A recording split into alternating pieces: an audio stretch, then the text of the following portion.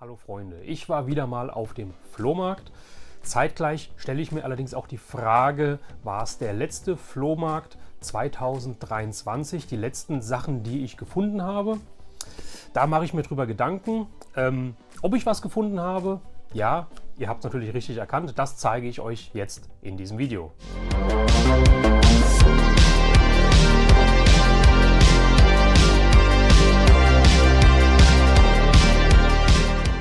Es ist nicht mehr zu leugnen, es ist Herbst, das heißt der Winter steht bald vor der Tür, somit wird es immer weniger Flohmärkte geben, die draußen auf Parkplätzen etc. von Lebensmittelläden und so weiter stattfinden. Ich war nochmal auf einem Flohmarkt gewesen, habe dort natürlich oder Gott sei Dank was gefunden, das möchte ich euch in diesem Video präsentieren.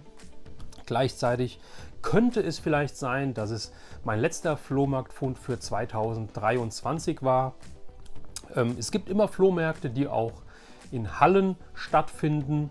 Ja, da kenne ich auch 1, 2 oder auch Flohmärkte, die trotz Winter das ganze Jahr über draußen stattfinden. Aber so meiner Erfahrung heraus, zumindest was meine Region hier angeht, ist es so, dass dort die privaten Händler immer weniger sind über die kalte Jahreszeit hinweg, sondern dass da meistens halt professionelle Händler stehen.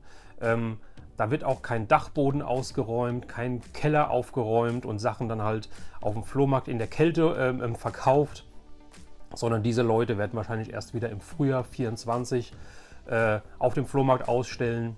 Ja, von daher könnte es sein, dass es der letzte Flohmarkt wirklich 2023 war, in dem ich was Schönes gefunden habe. Aber ich habe es gerade schon gesagt, was Schönes gefunden. Ich habe was Schönes gefunden und diese Sachen möchte ich euch jetzt präsentieren.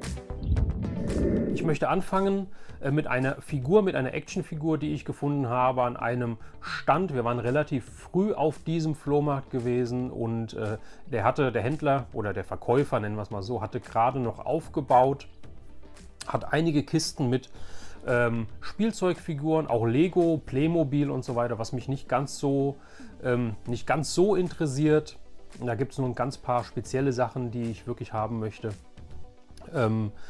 Rausgestellt, auf den Tisch gestellt und dann hat er eine Kiste gehabt mit einigen Actionfiguren aus den 2000ern, die mich nicht interessiert haben, aber dabei war eine, die hat mich sofort an meine Kindheit erinnert, die hatte ich nämlich damals gehabt und ich zeige es euch jetzt erstmal in die Kamera und zwar ist das diese Figur hier, der Red Shadow von der Action Force Reihe, meine ich. Action Man, Action Force Reihe, also quasi so G.I. Joe Verschnitt. Ja, und diese Figur ist eine ganz spezielle Figur. Es hat mich so gefreut, dass ich den gefunden habe, denn diese Figur hatte ich als Kind. Und zwar habe ich den als Kind damals beim Spielen draußen, ja, ich war tatsächlich noch ein Kind, das draußen gespielt hat, nicht im Hof, sondern wirklich am Wasser mit meinem Kumpel. Und den habe ich da irgendwo im Dreck gefunden, ja, habe den mitgenommen, der war dann immer bei meinen Star Wars Figuren mit dabei. Und was soll ich sagen, der hatte damals schon keine Waffe gehabt, ja, eigentlich hat er, wenn man es jetzt so hochstellt, sieht man es vielleicht, hat er so eine Art Panzerfaust oder sowas eigentlich in der Hand. Ja, müsste von Mitte der 80er Jahre sein. Ich sehe hier kein Datum drauf, kein Stempel, nix. Aber wie gesagt, aus der Action Force Reihe. Und das hat mich so gefreut, dass ich den da gefunden habe. Das erste Mal, dass ich überhaupt diese Figur irgendwo gesehen habe, was Flohmärkte etc. angeht. Und der Verkäufer, ich habe den Verkäufer natürlich gefragt, was er für diese Figur haben möchte. Und er sagte halt, hier, gib mir einen Euro. Und ja, ich habe ihm einen Euro gegeben und habe diese Figur jetzt wieder in der Sammlung. Das ist wieder ein Stück Kindheitsgeschichte mehr. So, dann sind wir ein bisschen über den Flohmarkt geschlendert. Und dann waren wir an einem weiteren Stand und dann habe ich wieder Bücher mitgenommen. Und zwar gibt es wieder TKKG-Bücher. Waren auch wieder private Leute, haben einige TKKG-Bücher dabei gehabt. Ja, das sind halt die ich suche, mit noch dem alten Logo, mit von Pelikan, diese Hardcover-Bücher hier. Ja, und einem schönen Zustand. Die haben einige gehabt, aber ich habe auf meinem Handy so eine kleine Excel-Liste drauf, wo ich alles notiert habe, was mir noch fehlt und so weiter. Und ich habe das Buch noch nicht gehabt. UFOs in Bad Finkenstein finde ich auch eine wunderschöne Hörspielfolge. Ich glaube, das müsste Folge 15 oder sowas sein, also relativ zum Anfang. Und ja, Buch ist auch Folge 15 oder Buch Nummer 15. Ich glaube, Kassette ist es wirklich auch. Und das werde ich auf jeden Fall lesen, weil, wie gesagt, das Hörspiel finde ich klasse und bin gespannt, ob es hier ja noch eine weitere Storyline oder irgendwas halt gibt, was nicht im Hörspiel vorkommt. Und als zweites Buch mitgenommen habe ich mir Spione oder Spion auf der Flucht. Das ist Band 41. Ja, ich habe es ja ursprünglich vorgehabt, dass ich so die Bücher und auch die Kassetten so bis Kassette und Buch Folge 60 komplett haben möchte. Ja, weil ab da 57, habe ich schon ein paar Mal gesagt, Folge 57, Jagd das rote Geisterauto, ist die einzige Folge, die ich als Kind hatte. Und dann habe ich nach und nach so die ersten Folgen bekommen. Und was wollte ich jetzt sagen? Jetzt habe ich es vergessen. Ach so, nein. Und die älteren Folgen, also nach Folge 60, wenn so die Stimmen im Stimmbruch waren, wenn es so diese mehr erwachseneren Stimmen kommen, das hat mich, und auch die Folgen haben mich dann nicht mehr so gecatcht, also deswegen habe ich mir so eine Grenze gesetzt, mach einfach, komm, Folge 57 habe ich gehabt, dann runde es auf, dann machst du bis Folge 60 alles und da bin ich jetzt immer noch dran. Wie gesagt, Band 15 und Band 41 jetzt in der Sammlung. Die Verkäuferin wollte 1 Euro pro Stück haben. Summa summarum habe ich ihr die 2 Euro gegeben. Ja, das ist so das Maximale, was ich eigentlich für so ein Buch ausgebe. Also 1 Euro ist okay. Alles Weitere ist eigentlich zu teuer, weil die Bücher kriegst du teilweise wirklich auch umsonst zum Verschenken und so weiter. Also wie gesagt, 1 Euro ist okay, aber auch immer wieder, das ist nur meine Meinung. Wenn ihr sagt, die Dinger sind mehr wert, dann schreibt es gerne in die Kommentare. Dann waren wir an einem Stand, der alles Mögliche hatte, auf dem Boden ausgebreitet. Zwischendrin war ein Pappkarton, ein brauner Karton mit Hörspiel oder mit Kassetten und es waren auch Hörspielkassetten drin. Und er hatte gesagt, nimm den ganzen Karton mit für, oh Gott, ich weiß es gar nicht, ja, 30 Euro waren das, hat er gesagt oder so. Also es waren wirklich sehr viele Kassetten. Und 30 Euro für so viele Kassetten ist eigentlich okay. Allerdings war da sehr wenig drin, was mich persönlich gereizt hat. Deswegen habe ich mal ein bisschen rumgewühlt und habe dann Kassetten gefunden, die ich dann doch haben wollte. Und ich fange an mit der Kassette Nummer 1. Ich hoffe, das spiegelt jetzt nicht so. Und zwar ein Fall für Perry Clifton, das Geheimnis der weißen Raben. Genau dieses Hörspiel hier von Marcato ist das, der Hörspielverleih oder Verlag, hatte ich oder habe ich sogar noch als Kind. Ja, also als Kindheitstagen, diese Kassette habe ich noch. Das war eine so gruselige Kassette, so ein gruseliges Hörspiel als Kind mit diesen weißen Raben auf diesem dunklen, verlassenen, kalten Schloss. Perry Clifton finde ich klasse. Und habe die Kassette da gesehen und dachte mir, komm, eine zweite ist nicht verkehrt, weil ich habe es schon ein paar Mal gesagt, wenn man diese Kassetten wirklich tatsächlich noch hören möchte, und das mache ich, ja, irgendwann gibt es hoffentlich nicht, aber könnte passieren, dass es Bandsalat gibt. Irgendwann leiern die Kassetten vielleicht. Irgendwann sind sie vielleicht abgenutzt, dass das Tonband einfach nur dumpf wirkt oder sich anhört. Ja, und deswegen Ersatzkassette ist nie verkehrt. Also Perry Clifton habe ich hier. Dann habe ich, diese Sachen sammle ich auch. Von Karussell, Feivel, der Mauswanderer. Sehr schönes, ja, sehr schöner Film und hoffentlich auch ein sehr schönes Hörspiel. Das werde ich mir anhören. Die Hülle muss ich austauschen noch. Ja, aber was ich von Karussell so liebe, Karussell hat wirklich fast zu gefühlt jedem Film Hörspiele rausgebracht und jeder Fernsehserie und so weiter. Ja, und die sammle ich wirklich alle. Ja, und deswegen Feivel der Mauswanderer auch mitgenommen. Dann habe ich eine Kassette von Europa und zwar David der Kabauter, die Rettung der 1000 Vögel, Folge 9. Meine erste David der Kabauter Kassette. Ja, das müsste so, keine Ahnung, Anfang der 90er gewesen sein, meine ich.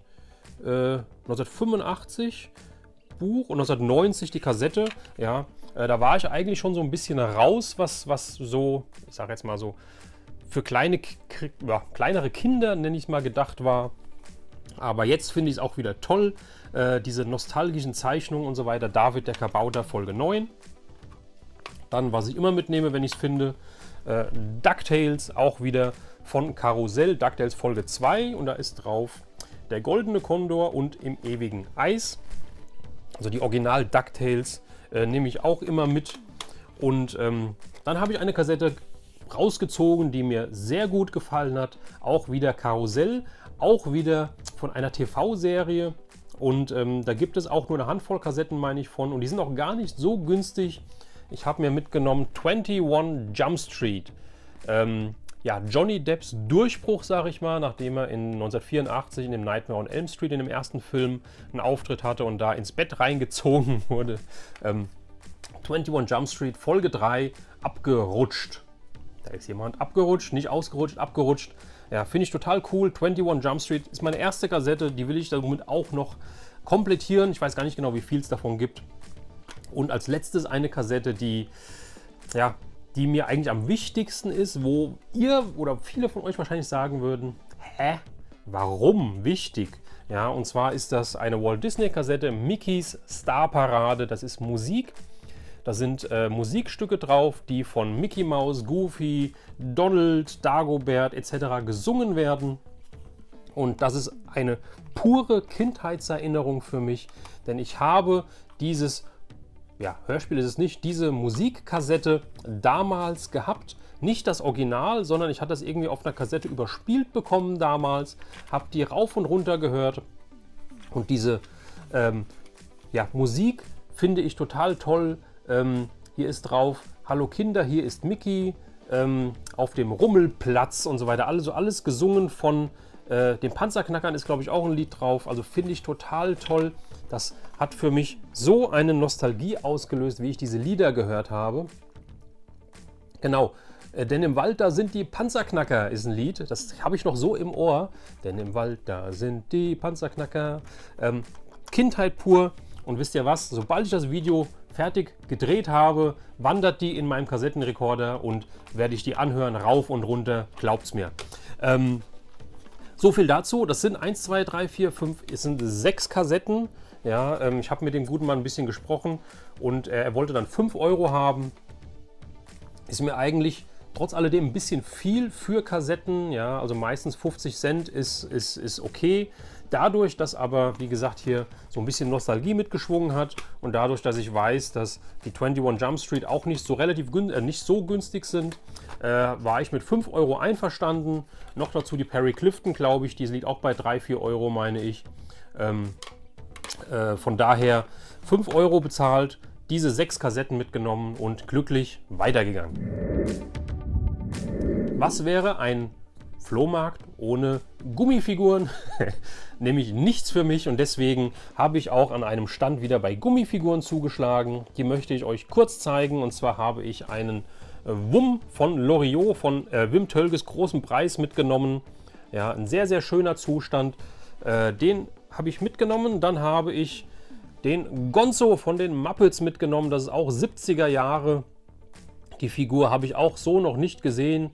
Auf dem Flohmarkt liegen in einem so schönen Zustand, kein Farbabrieb. Wie gesagt, wunderschön. Den Gonzo mitgenommen. Einmal mehr einen Pumuckl gefunden. Pumuckl im Teller oder im Topf mit der Suppenschüssel. Sehr, sehr schön. Und was ich zuletzt öfters gefunden habe, was ich dieses Jahr das erste Mal gefunden, beziehungsweise das erste Mal wirklich auf Flohmärkten mitgenommen habe, Mainzelmännchen. Und zwar habe ich hier weitere Mainzelmännchen gefunden. Ich habe hier aus einer weiteren Serie den Det. Ja, das müsste auch so 1982, genau, 82 ZDF, den Det und den, oh Gott, ich weiß jetzt gerade den Namen nicht, schlecht vorbereitet, einen weiteren gefunden. Ja, die sind auch gar nicht so günstig, die guten. Ja, ein wunderschöner Zustand.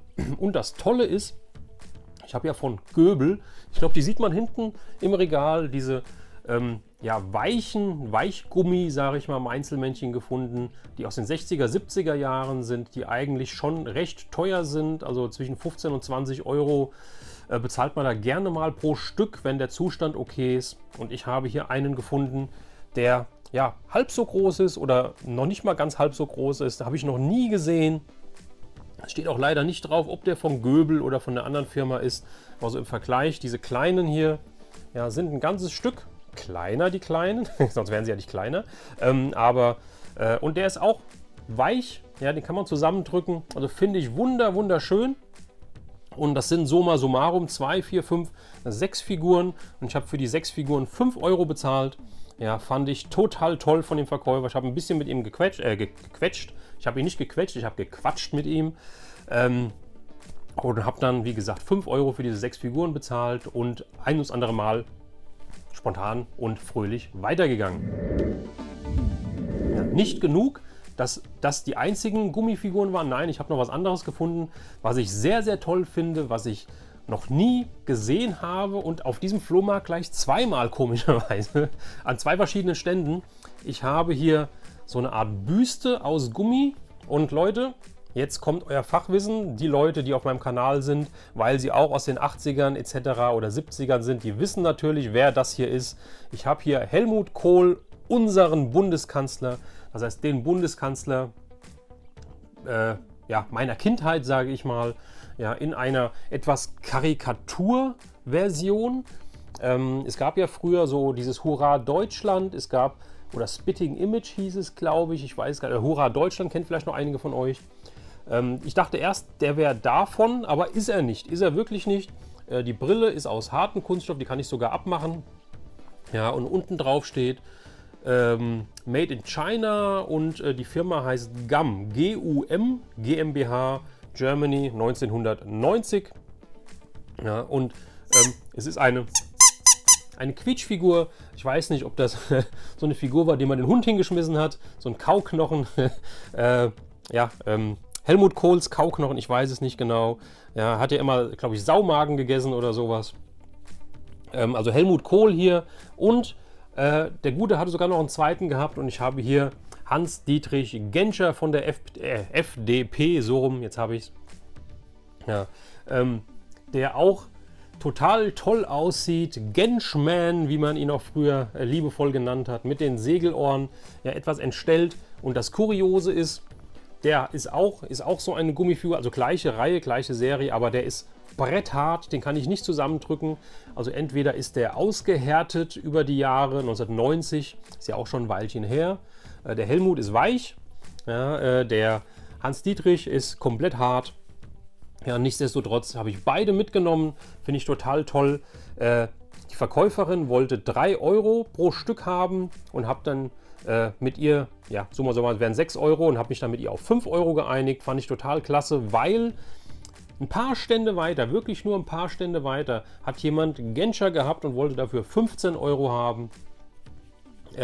Ich habe natürlich den Genscher nicht mehr nochmal mitgenommen, ja, weil ich habe mich sehr über die 3 Euro für ihn hier oder die 2,50 für ihn hier gefreut. Habe allerdings online ein bisschen recherchiert. Ich habe nichts zu denen hier gefunden. Ich habe nichts zu dieser Firma GUM, G-U-M GmbH gefunden. Also ich bin mir nicht sicher, ob es da noch mehrere von gibt, aber ich finde diese echt toll und die machen sich auch mit Sicherheit gut. Hier hinter mir in meinem Regal in den nächsten Videos müsst ihr mal Ausschau halten, ob ich die irgendwo platzieren kann. Also wenn jemand diese Figuren kennt oder diese Büsten hier kennt, dann schreibt es unten in die Kommentare, wenn ihr welche davon habt. Wenn ihr wisst, dass es mehrere gibt, lasst es mich wissen, weil ich glaube, die würde ich auch gerne sammeln. Dann gab es einen weiteren Stand, wo ich eine Kleinigkeit gesehen habe und mitgenommen habe. Und zwar ist hier ein weiteres Quartett, was ich mitgenommen habe. Und zwar Pippi Langstrumpf und genau im Taka-Tuka-Land, ja, Quartett von 1971. Man muss sich mal diese Zahlen eigentlich nur mal so im Kopf, ja, bildlich vorstellen. 1971, was da los war, ja, also was das für ein Jahr war und wie lange das her ist. Und dann findet man auf dem Flohmarkt ein Quartett aus diesem Jahr. Wunderschöner Zustand, keine Risse im Plastik oder so, ja, noch Originalhülle. Und ich blende natürlich wie immer Bilder ein. Und auch das Quartett ist vollständig. Hier das Titelbild, hinten drauf die Anleitung und auch die, ja, Quartettkarten, alle dabei. Ja, schönes Artwork auf der Rückseite, sage ich mal. Finde ich total toll. Und habe den Verkäufer kurzerhand gefragt, was er haben wollte. Sagte hier, das Quartett, ach komm, 2 Euro. Und ja, da handle ich halt einfach nicht. Ja, da ist mir das vollkommen okay. Wenn ich mit dem Preis einverstanden bin, dann wieso soll ich da noch sagen, komm, mach 1 Euro oder sowas. Nee, ich habe ihm 2 Euro in die Hand gedrückt für Pippi Langstrumpfs 1971er Quartett. Und auch da wieder freudig weitergegangen. Dann an einem Stand gewesen, der querbeet so ein bisschen alles gehabt hat. Und da habe ich ja, was Tolles gesehen aus der Entfernung, sage ich mal, habe ich das auf dem Stand, auf der anderen Seite vom Stand was liegen sehen und habe nur das 007-Zeichen wahrgenommen und dachte mir, das Auto kenne ich und das Auto will ich. Und ich habe mir hier diesen 007 Lotus mitgenommen von Corgi aus Great Britain, aus der UK, aus England. Das ist der Corgi oder das Auto von James Bond, Roger Moore, in tödlicher Mission müsste das gewesen sein, meine ich. Oh Gott, hoffentlich ist jetzt kein James Bond-Fan da, der mich auslacht. Ich meine, es war in tödlicher Mission. Und das Tolle an diesem Auto ist, das Auto schwimmt auch, im Film zumindest bitte nicht. Also ich probiere es nicht mit diesem Metallauto hier aus.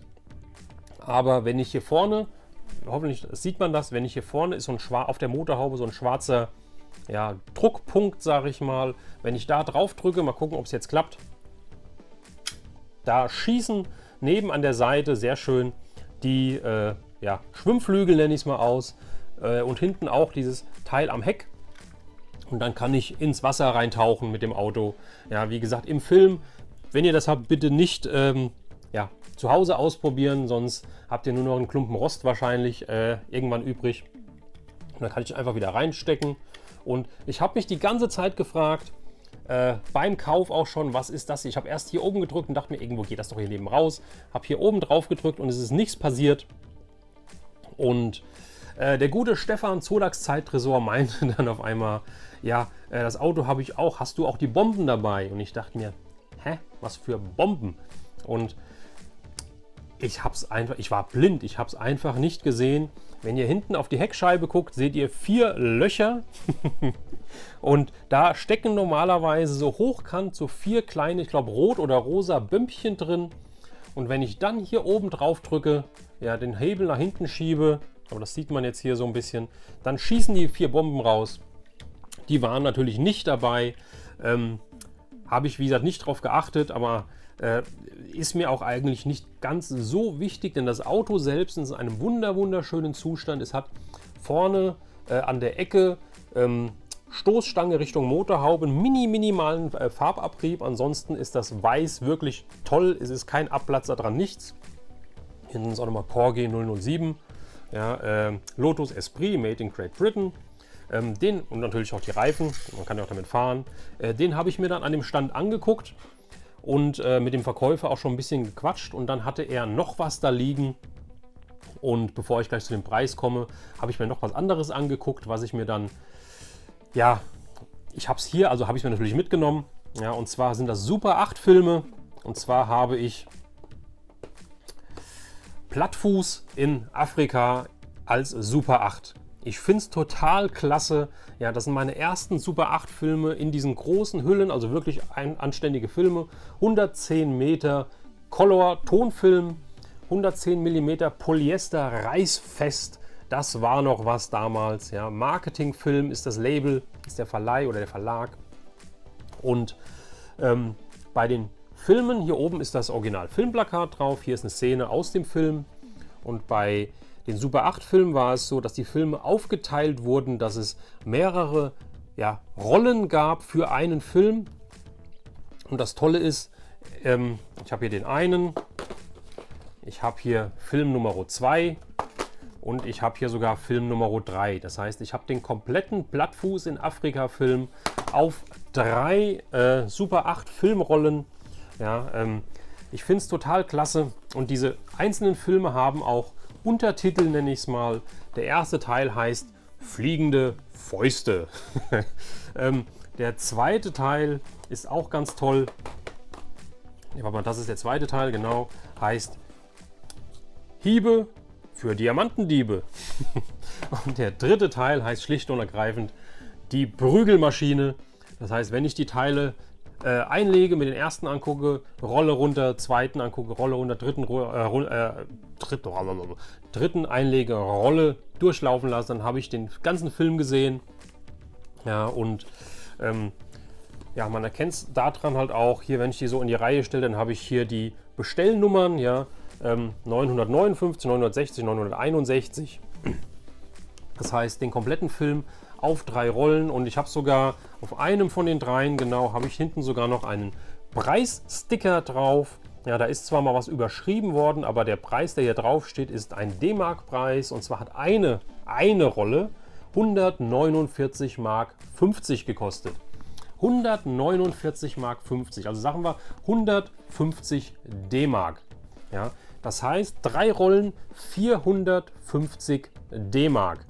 Wenn wir das jetzt, ja, wir teilen es einfach mal durch 2, das stimmt zwar heutzutage leider nicht mehr, aber trotzdem, wenn wir es durch 2 teilen, sind wir bei 225 Euro für diesen Film hier. Wie gesagt, utopische Rechnung, mir jetzt keine Hasskommentare oder was auch immer unten reinschreiben.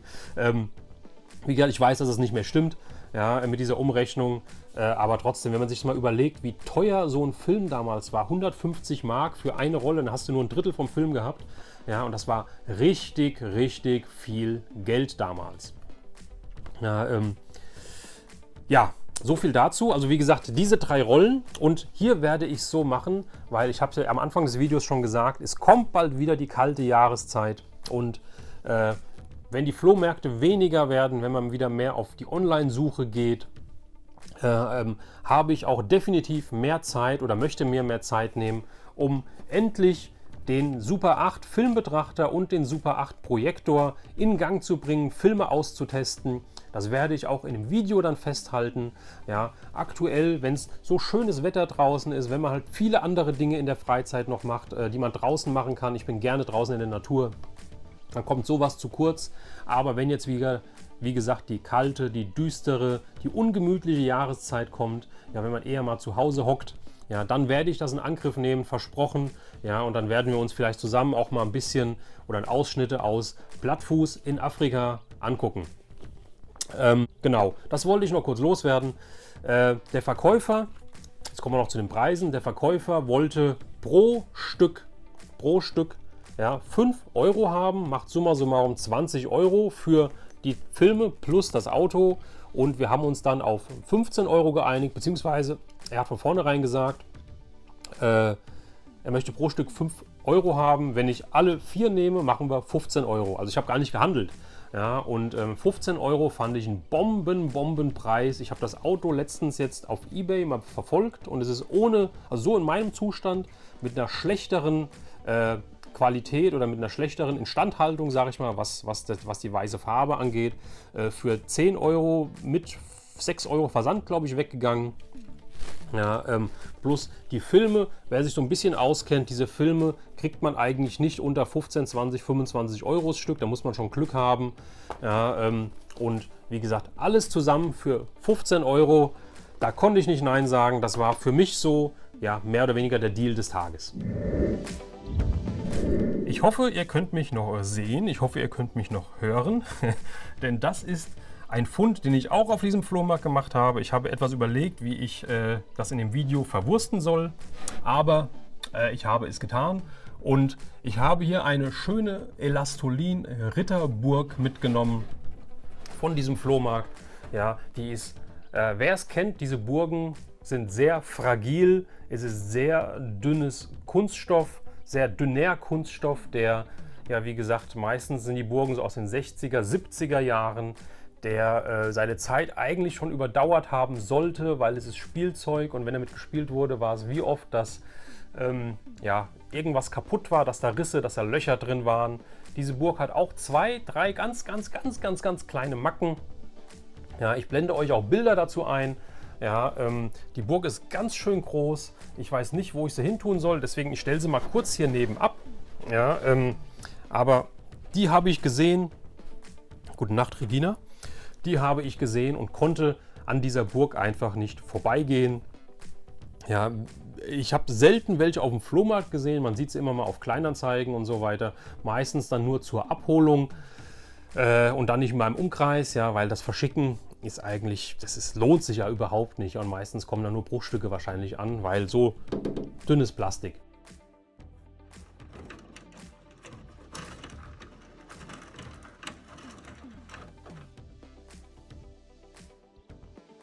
Ja, wie gesagt, die Burg habe ich auf dem Flohmarkt gesehen. Der Verkäufer sagte 15 Euro für die Burg. Dann hat er kurz überlegt und hat gesagt, ach, weißt du was, komm, mach 10 Euro, nimm sie mit. Und bei 10 Euro für die Burg konnte ich nicht Nein sagen. Ich habe keinen Schimmer, wo ich sie hinstellen soll, aber ich musste sie einfach mitnehmen. Ich blende auch natürlich, wie gesagt, Fotos und auch das Video ein. Ja, Zugbrücke funktioniert. Wie gesagt, ganz kleine Haarrisse, 2, 3 Stück habe ich und ein minimales Loch ist da drin. Ansonsten ist die in einem tollen Zustand. Ich hatte damals eine Burg gehabt, die suche ich auch noch. Wenn ich ein Bild finde, dann blende ich es mit ein. Ja, wenn jemand diese Burg irgendwo sieht, wenn jemand diese Burg vielleicht auch hat, vielleicht auch tauschen möchte, ich würde sogar, weil die ist auch ein Stück kleiner, die ich suche, ich würde sogar die Burgen tauschen. Ich würde sogar diese Burg hergeben, wenn mir jemand die andere, ja, bringt, besorgt, verkauft, wie auch immer man es nennt. Also das ist so mein kleiner Aufruf hier. Ansonsten bleibt die natürlich bei mir in der Sammlung, weil ich finde diese Ritterburgen toll. Ich habe mir schon letztens überlegt, boah, wie toll wäre das denn jetzt, wenn du dich jetzt einfach hier auf den Teppich kniest, dir ein paar Figuren holst, in die Burg reinstellst und einfach mit denen wie in den 80er Jahren auf dem Teppichboden rumrobbst und spielst. Habe mich dabei erwischt, wie ich darüber nachgedacht habe, und ich glaube, ich gebe der Versuchung auch bald nach und werde das wirklich machen, wie ein kleines Kind auf dem Boden rumsitzen und mit kleinen Ritterfiguren, mit kleinen Cowboy-Indianer-Figuren diese Burg belagern und bekämpfen. Das ist einfach toll. So, und nach der Burg kommen wir nochmal zu Videofilmen. Machen wir wieder einen Sprung. Ich habe tatsächlich mal wieder Videofilme mitgenommen auf dem Flohmarkt bei einem Verkäufer, der eigentlich mehr so antike Möbel und so weiter hatte, wenn ich mich recht zurückerinnere. Und hatte aber auch eine Kiste mit Videofilmen, und ich habe gefragt, was denn diese Filme kosten sollen. Ich habe schon mal grob drüber geguckt gehabt und mein Interesse war geweckt, und deswegen habe ich gefragt, was möchte er für die Filme haben. Er sagte hier 1 Euro pro Film. Ja, und ich habe mir welche geholt. Ich habe mir geholt, und das sind die schönen großen, mehr oder weniger, wie nennt man das, die Großformat, die großen Boxen, Verleihkassetten, wie auch immer man es sagt, von der Hollywood Collection, von CIC Paramount, Beverly Hills Cop. Ich löse den Fall auf jeden Fall. Richtig schöne Hülle. Ich mag diese alten Cover, die bringen so viel Nostalgie mit, also das Originalplakat, was damals rumgegangen ist. Und der Untertitel: Er wurde gejagt, durchs Fenster geworfen und verhaftet. Eddie Murphy als Polizist aus Detroit auf Urlaub in Beverly Hills. Finde ich total klasse. Das ist die Originalhülle, CIC eingeprägt. Ja, und wie ihr seht halt auch, der Film ist auch drin, Beverly Hills Cop. Ja, finde ich total klasse. Der Film ist von 84, meine ich. Das Video ist von 85. Also total toll, den habe ich mitgenommen. Und dann noch ein Klassiker. Der weiße Hai mitgenommen. Ja, auch wieder das gleiche Label, also CIC. Das Schade ist, diese Hülle ist geklebt, die Hülle ist defekt. Hier vorne ist ein bisschen aufgerissen. Das heißt, ich sehe das Cover hier, ich kann das Cover rausfühlen, sage ich mal. Die Hülle ist komplett gebrochen, hier mit Tesafilm einmal rund geschnitten, aber rund geklebt, aber nichts rausgebrochen oder so. Auch hier der weiße Hai. Ja, Film ist drin, wunderschön. Das mit der Hülle ist ein bisschen schade, aber macht so eigentlich nichts. Ja, der weiße Hai mit natürlich der 70er Jahre Synchronfassung natürlich drauf. Andere gab es damals ja nicht. Und zu guter Letzt der weiße Hai Teil 2 fand ich auch noch richtig gut. Teil 3 war, ja, hat mittlerweile auch was für mich. Ja, damals habe ich nicht gut gefunden, und Teil 4 ja, war auch nicht so der Brüller. Auch heute hat Teil 4 irgendwas für mich. Aber nichtsdestotrotz, Teil 2 auch noch mitgenommen. Ja, auch wunderschöner Zustand. Und Leute, guckt euch mal das Bild an, guckt euch mal das Artwork an. Ich finde das genial, oder? Das ist so typisch 70er, frühe 80er. Ich meine, der ist auch von 1900. Wann ist der rausgekommen? Sehe ich es hier. 1978 ist der Film rausgekommen. 1984 ist die Videokassette in Deutschland erschienen. Aber 78, also späte 70er, das Bild finde ich total klasse. Und auch hier der weiße Hai 2, Original CIC, Videohülle und 3 Videokassetten. Ja, ich habe Super 8 Filme gefunden, ich habe Hörspielkassetten gefunden und ich habe auch Videokassetten auf dem Flohmarkt gefunden.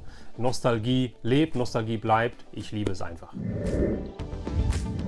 Ja Leute, das waren meine Flohmarktfunde vom vielleicht letzten Flohmarkt 2023. Ja, wir werden sehen, ob das Wetter sich vielleicht noch im Moment hält, ob vielleicht noch mal irgendwo was ist, wo man ja vielleicht noch ein paar schöne Sachen, ein paar schöne nostalgische Sachen findet. Ich werde euch auf dem Laufenden halten. Ansonsten seid ihr jetzt wieder dran, schreibt in die Kommentare, wie ihr die Funde gefunden habt, wie ihr die Preise findet, ob das für euch okay war, ob ihr sagt halt hier, das eine war ein Schnapper, das andere war viel zu teuer, lasst es mich wissen. Ich lese immer gerne von euch, ich beantworte wie immer jeden Kommentar und freue mich auf den Austausch, die Interaktion mit euch. Ansonsten würde ich sagen, wir sehen uns beim nächsten Video, Leute. Macht's gut, euer Retro Raune.